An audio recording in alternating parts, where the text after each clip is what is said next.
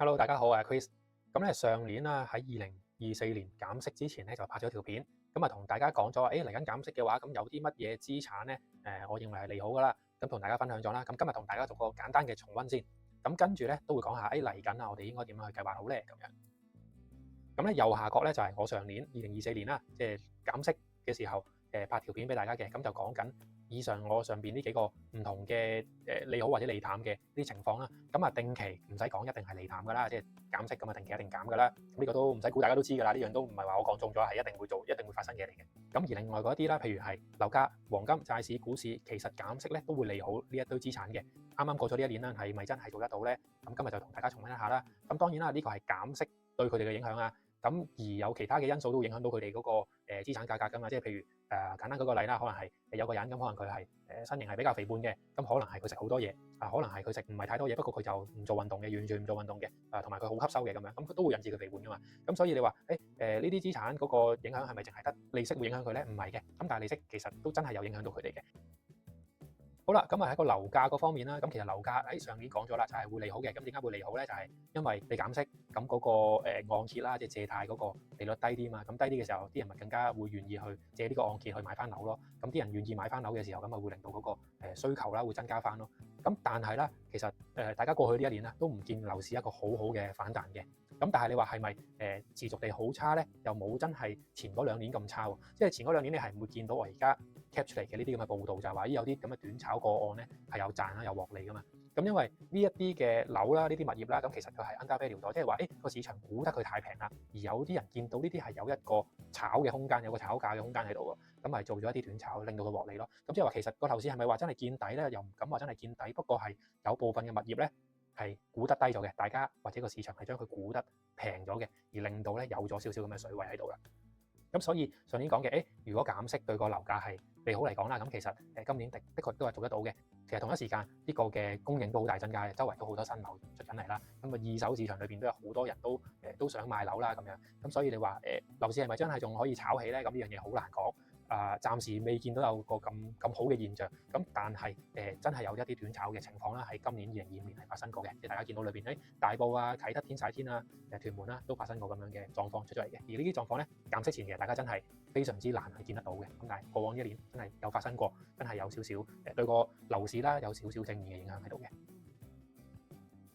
好啦，咁下一樣咧就係黃金啦。咁啊，首先都恭喜咗大家，即係有手持有黃金嘅朋友先啦。咁其實上年9月份嘅時候啦，即係我出上一條片嘅時候咧，個價格大概都係2000幾蚊咁上下啦，2000零蚊咁上下啦。咁今日其實已經係升穿咗4000蚊美金每盎司嘅金價啦。咁啊，非常之恭喜即係有持有黃金嘅朋友啦。咁而其實黃金咧，其實過去即係之前啦，即係講緊2024年之前咧，其實都係徘徊緊喺千零蚊啊、2000蚊呢啲位置去徘徊啦。咁就冇話特別即係做得好好嘅。過往咁多年其實都有減過息噶嘛，咁冇咁嘅抽升現象喎。咁點解今年會咁樣抽升咧？咁首先我講翻嗰個利息先啦。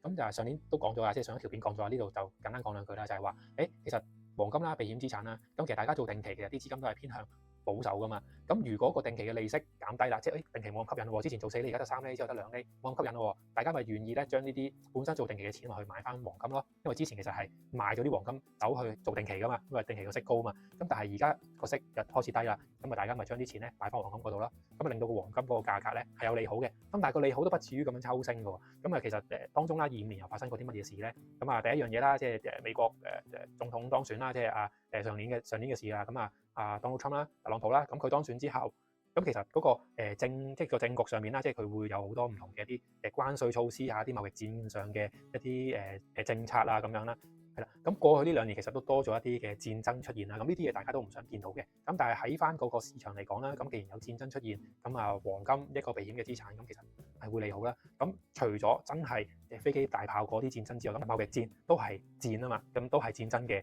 一個另類嘅模式啦，另類嘅形式啦出現嘅戰爭啦。既然係戰爭就亂啦，咁一亂起上嚟，咁啲錢咪會去翻一啲避險嘅資產咯。第3樣嘢就係其實一路啦，呢幾年嚟啦都講緊一個叫美元霸權嘅，即係話大家其實都美元玩晒喎，去到邊度買嘢都係美金，咁跟住美國政府係咁印銀紙，係咁印，係咁印，其實佢啲貨幣都唔會點樣貶值嘅喎，個個都係要嘅喎。咁呢個就係個美元霸權。咁同埋大家都想投資美國嘅股票啦，即係大家都知道啊 AI 啊，即係 Tesla 啊，大家用緊嘅蘋果 Apple 啊，其實呢啲都係啲美國嘅一啲企業啦，美國上市啦。咁其實大家都會想投資佢哋，咁亦都會用咗好多嘅美金嘅，咁所以令到個美元咧係非常之強勢嘅。咁但係啦，呢一個嘅美元霸權呢個霸主地位咧，亦都逐漸有一個動搖嘅情況啦。咁所以亦都令到黃金啦係嗰個價格有一個利好嘅現象發生咗嘅，即係大家冇咁信擺啲資產喺一啲美元資產上面啦。咁可能買翻啲實金，即係真係買入嚿黃金翻嚟，或者買紙黃金都好。咁都係想投資翻多啲喺黃金呢個避險資產上邊嘅。咁所以令到呢個黃金有呢2年一個咁凌厲嘅一個抽升嘅現象啦。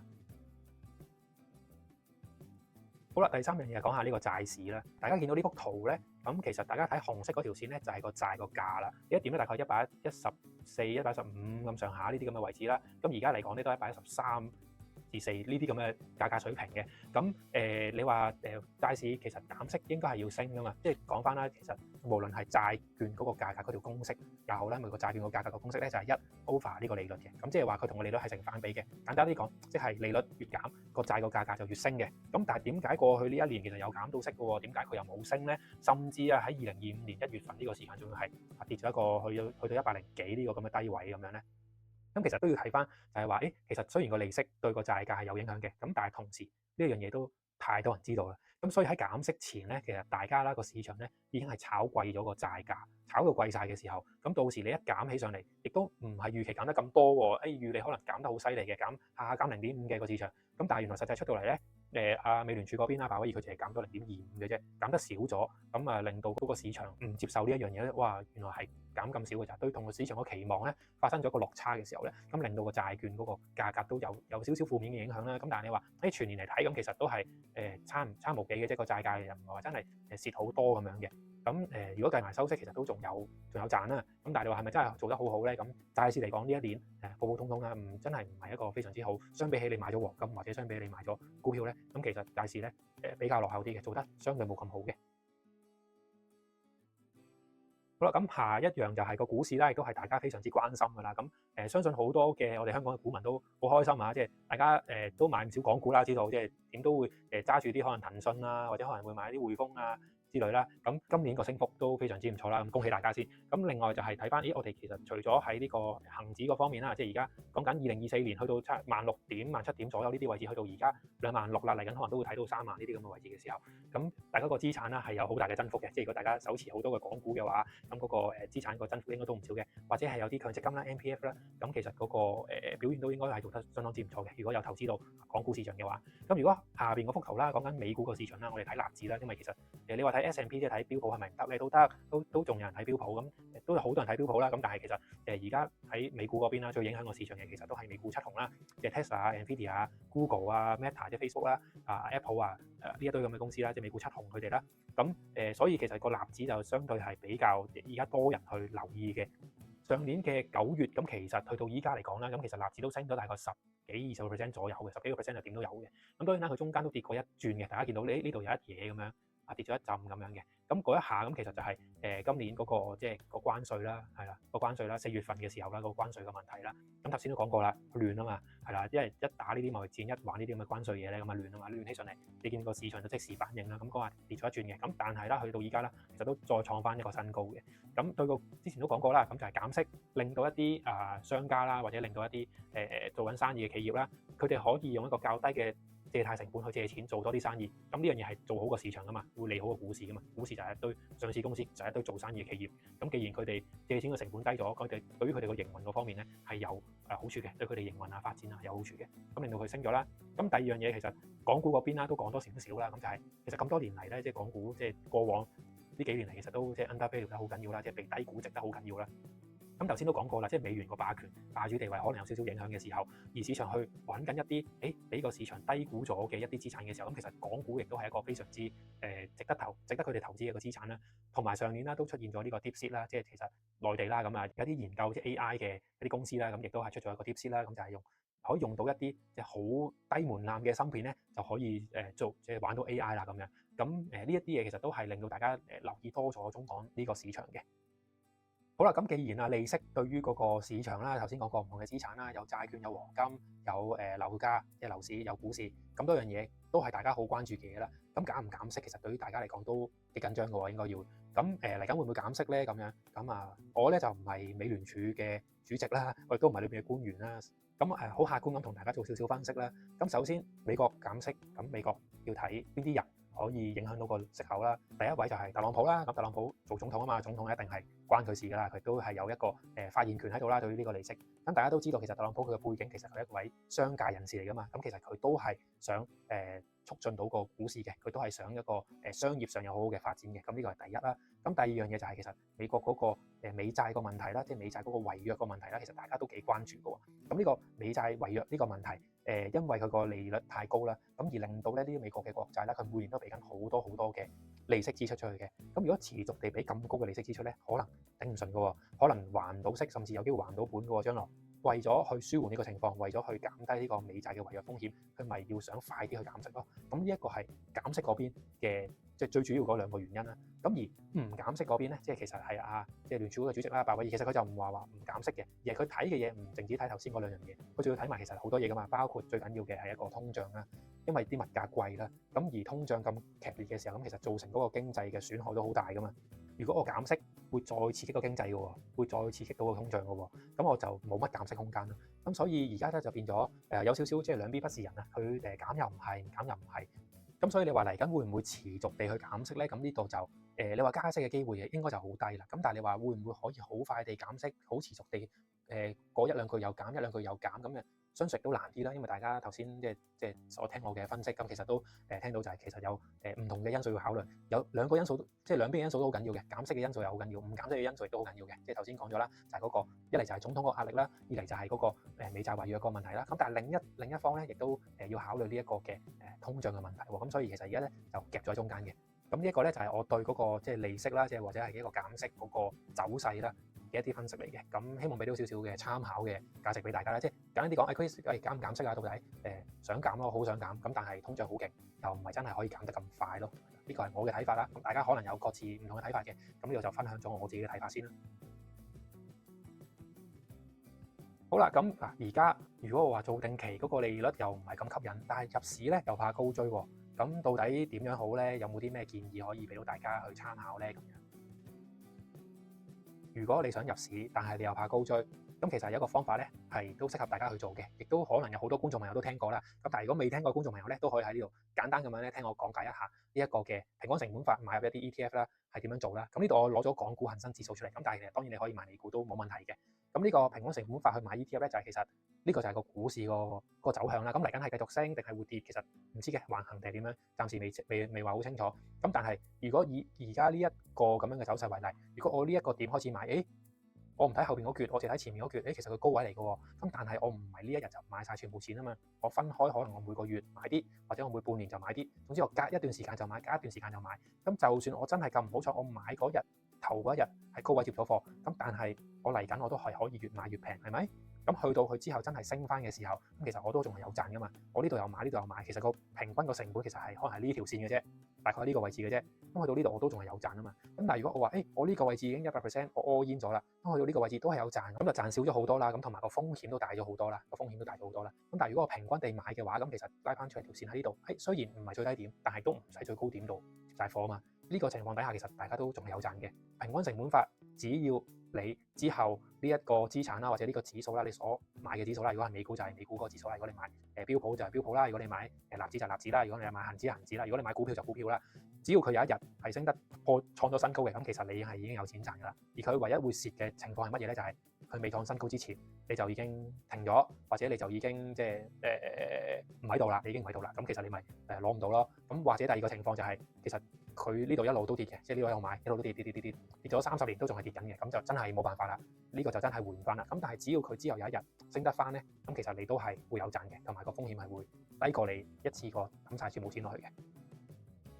好，咁第二個方法咧，就係大家控制一下個入市嘅金額啦，就唔好話我見到邊個又賺好多喎，咁啱我定期出咗嚟有100萬，咁我就全部一次過就拱晒落個股市度買晒邊隻股票咁樣。咁呢個就當然啦，如果你賺嘅話，當然就最好啦。咁但係個風險都非常之大噶嘛。咁其實呢度想同大家講嘅就係要控制一下嗰個入市個金額啦。即係譬如我做完個定期有100萬出翻嚟嘅，我又真係想入市嘅，我可唔可以買住可能20萬先啦？咁睇咗一陣，見到都對路嘅，咪再買多50萬咯，或者我唔再買㗎啦。總之我就買呢20萬，我之後我都唔再買㗎啦，剩翻個80萬我就買其他嘢，可能我買啲保險又好，我買啲我自己去投資其他嘢都好啦，或者我就買金又好啦。總之我就唔好全部買晒落個股市度。其實呢個都係一個控制入市金額嘅一個做法嚟嘅，咁就唔好將全部錢一次過抌晒落個市度。咁第三啦，亦都有啲觀眾朋友咧就唔係好想冒咁多風險嘅，我揀親所有嘢我都係想保本嘅啫，咁就可以揀一啲保本嘅投資啦。譬如第一樣嘢就照做定期啦，雖然而家就定期個息口唔高啊，2厘幾咁樣啦，係啦，大概2厘左右啦，有啲就咁。雖然個息口唔係話太高，咁但係你話係咪好低，低到0點幾又唔係。咁你話抗唔抗到通脹咧？2厘又可能未必抗到，咁但係至少佢保本，同埋佢都叫做有少少息收到，咁都尚算可以嘅。咁如果唔係咧，就可以投資下一啲嘅政府債啦，譬如有啲國債啊、銀債啦，或者係存款證啦。存款證其實就係一啲金融機構發嘅一啲債嚟嘅啫。咁啊，仲有一樣嘢就係儲蓄保險啦。咁可能都有啲朋友就會話，儲蓄保險都換唔到本嘅，冇用嘅，廢嘅，唔好買啊咁樣。咁但係其實儲蓄保險有分好多種嘅。咁我都知大家成日都鬧嘅某間公司其中一隻，咁啊就話佢之前買嘅時候就話8年回本，到而家咧去到第13、14年都仲未回到本㗎啦。咁都知邊隻㗎啦，大家都成日喺留言區度就攞嗰隻嗰間公司嘅保險出嚟鬧㗎啦。咁當然啦，佢個非保證成分係高嘅，而佢亦都做唔到呢個非保證嘅時候咧，咁其實真係做得嗰個回報係真係會差嘅。咁但係其實市場上面都有好多係高保證保本嘅成分嘅一啲儲蓄保險嘅，即係譬如我自己所屬嘅保險公司啦，其實都有一款係5年就保證回本嘅儲蓄保險嘅。雖然佢嗰個回報啦冇嗰啲非保證咁大成分嗰堆嘅儲蓄保險咁大嘅回報嘅，咁但係其實都唔差嘅，其實都唔差嘅。咁但係重點係佢至少佢5年保你回本啊嘛。除咗我公司之外啦，咁其實都有其他嘅保險公司都做緊有一啲嘅可能係6年回本、7年回本嘅高保證回本成分嘅一啲儲蓄保險都有嘅，咁大家都可以去了解一下啦。咁所以儲蓄保險一啲高保證成分嘅儲蓄保險啦，都係一啲保本投資儲蓄嘅一個方式啦。當然佢個年期會比較長啲嘅，咁但係都係一個可以考慮嘅一個方案嚟嘅。好啦，咁第4樣嘢咧就係大家可以揀一啲啱嘅基金啦。咁如果我唔識買股票，或者我都唔知買邊隻好，買親邊隻都輸嘅，咁其實你就可以選擇一啲基金啦。咁其實基金係邊啲人去幫你做買賣嘅咧？就係一啲好犀利、好投資好叻嘅一啲基金經理啦。咁但係當然啦，唔係100隻基金100隻都賺錢嘅，因為你都要分翻唔同嘅行業噶嘛。有唔同嘅行業，有唔同嘅地區，有唔同嘅種類，即係可能會有唔同嘅種類嚟講啦，可能會有債券基金，可能會有股票基金，可能會有混合嘅基金。唔同嘅地區嚟講啦，可能會有一啲係專投資呢個亞洲市場嘅，或者係專投資呢個美國市場啦、美洲嘅，或者係專係投資歐洲嘅，或者係買啲環球嘅都有嘅。咁所以基金咧係要揀嘅，唔係亂嚟嘅，即係唔係亂買，或者唔係你出到去咧邊個銀行職員或者邊個保險嘅 agent 同你講話，買呢隻啦，呢隻係最好㗎啦，個個都買呢隻咧，睇下我嗰個買完之後賺幾多錢咁樣，唔係咁樣嘅，因為基金咧唔係淨係睇你往績㗎嘛，你都仲要睇埋之後有冇嗰個前景㗎嘛。即係如果佢之前一路都係贏嘅，你之後買咗嗰年佢就輸，都有咁嘅可能㗎嘛。咁所以你要揀啱一啲你認為好嘅基金啦。咁而揀基金呢方面咧，就大家如果對基金有睇法，自己可以揀啦。如果唔識嘅話，就問一啲比較客觀嘅人啦，就唔好問一啲你係唔係都抌隻黃牌基金就係咪都叫你買咁嗰啲就相信就唔係咁好啦。或者佢推薦咗你嗰隻基金，跟住你問多少少佢都答你唔到嘅。總之佢就話，隻基金都係咁上下㗎啦。總之呢隻就最多人買啦，你又買啦。佢連裏邊少少投資嘅方向啊，或者係買緊啲乜嘢啊，嗰個風險有幾大啊？個市場如果咁樣行嘅話，咁對隻基金嘅價格係會點樣影響？佢連呢啲都答唔到你咧，咁你就要小心啦，你就綜合多幾個人嘅意見啦。咁如果你自己識揀嘅，咁就可以去揀啦。即係譬如話，我係做某個行業嘅，我就知香港嚟緊個市場好好㗎啦，所以我就買香港嘅基金啦，咁樣咁係可以嘅。咁但係如果我對個市場都冇乜太特別嘅睇法嘅，就係我又唔知揀邊啲好，咁你就綜合多啲唔同人嘅意見啦，做多少少功課啦。跟住揾到一啲真係可以同你揀到一啲啱嘅基金嘅俾你嘅人。咁關於基金咧，我之後都會拍一條片啦，咁啊專講呢個基金嘅，咁同大家可以深入地講多少少。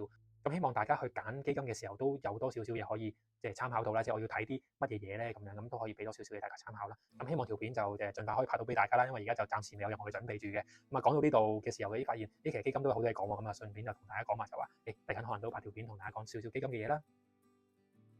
好啦，咁今日呢條影片咧就去到呢度啦。咁啊，今日同大家重溫咗過往啦2025年嘅幾個資產啦，咁亦都俾咗一啲嘅嚟緊嗰個嘅參考嘅一啲方向俾大家啦。咁希望幫到大家啦。